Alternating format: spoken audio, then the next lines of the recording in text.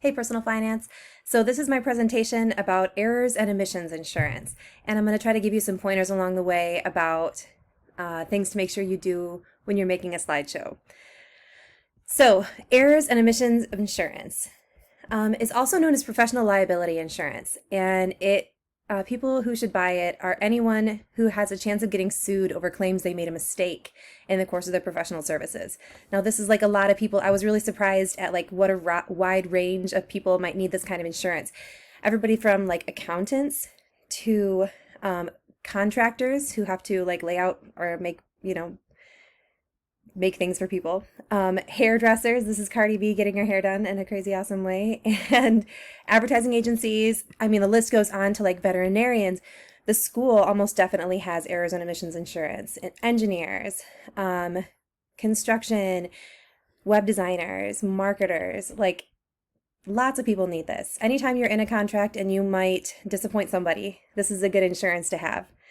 So what does this insurance cover? It covers court fees and settlement costs over negligence, errors in services given, omissions, misrepresentation, violation of good faith and fair dealing, or inaccurate advice.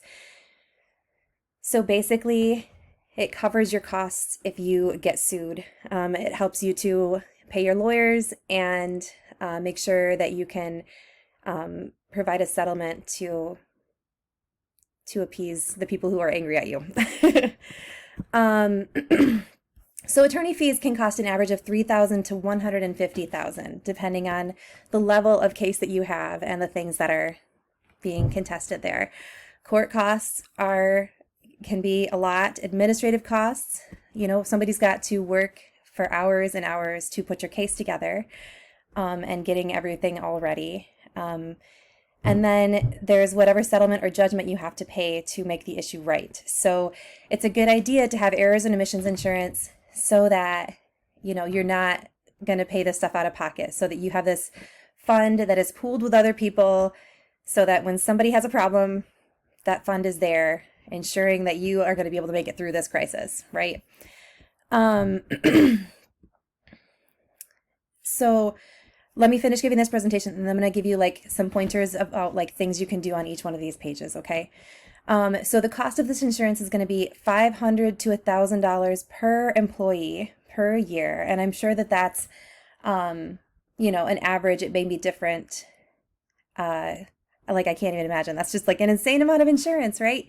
So if you have 50 employees, you're going to be paying between $25,000 and $50,000 per year for this insurance. And the amount that you're going to pay depends on a lot of things, like business size. So the more employees you have, the more cost you're going to have. Revenue. So the more money you're making, the more money that, could have been lost by your clients. If you made an error, the higher risk you have. The industry you work in depends a lot on this. If you're a financial advisor, for example, that might have a different rate than, like a carpentry contractor or a school. I mean, there's so many different factors there. If you train your employees to like how to avoid risks and how to be careful so that they're not going to make errors and omissions, then that can reduce your costs. If you write your contracts carefully to make sure that you're reducing your risk there, that's another thing that can help. And the cost of this is different in different locations. So if you are in a place that has minimum coverage requirements, you're probably going to have to pay more because you just might. Let's see. Claims history. Yeah, if you have been sued before, then your risk is going to go up, so they're going to see you as a riskier client, so your rates are going to go up also. And then the more coverage you have, like if you get like millions of dollars worth of coverage, it's going to cost more than if you got like $10,000 worth of coverage. So let's see.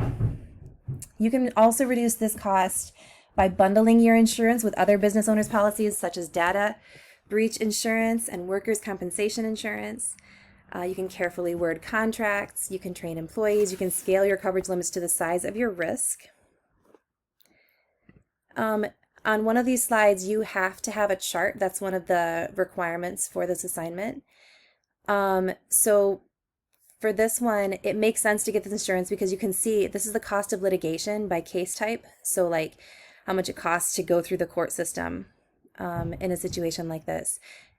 And when there are issues with employment, you're looking at $88,000. If there's an issue with a contract, you're looking at $91,000. Malpractice, which is another form of, an error or omission, although there is specific medical malpractice insurance also. But that can be, over $100,000. So here are my sources. And now I'm going to start kind of talking you through like the process of how I made this presentation look and be the way it is. So first thing you should know is how to hyperlink something. If you type a word, so for instance, if I type word and then I want to link that, what I do is I highlight it, and here's the hyperlink button right there. And then I'm going to put my website in right there. So www.word.com, right? And then I hit apply. Let's see. You can do a lot with backgrounds. Like if you click on the, just like the back of your slide, you click on background and you can choose an image. And that's actually how I did a few of the slides in here. I chose an image and did a Google search to look for the court scene and also to look for this contract picture in the background here. So there's the court scene I was talking about. That's a background. You can make certain things pop right out by using these shapes. Actually, shapes are really helpful for a lot of things. You can use them to block stuff so that your words are easier seen. By like picking a rectangle, like a square or a rectangle, and then you can make the edges of it like a certain way. This one is actually called a call out. So like it's in here and it's one of these, and that's a good way to make like some important information pop.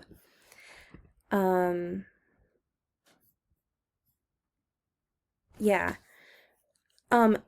I feel like pictures can say a lot. So, and when you're making your presentations, please, I want like at least one picture per page, and it's got to say something, right? So here, like I've got this picture of a lawyer. I also have something about me too, because that is a liability for companies now, like more than ever.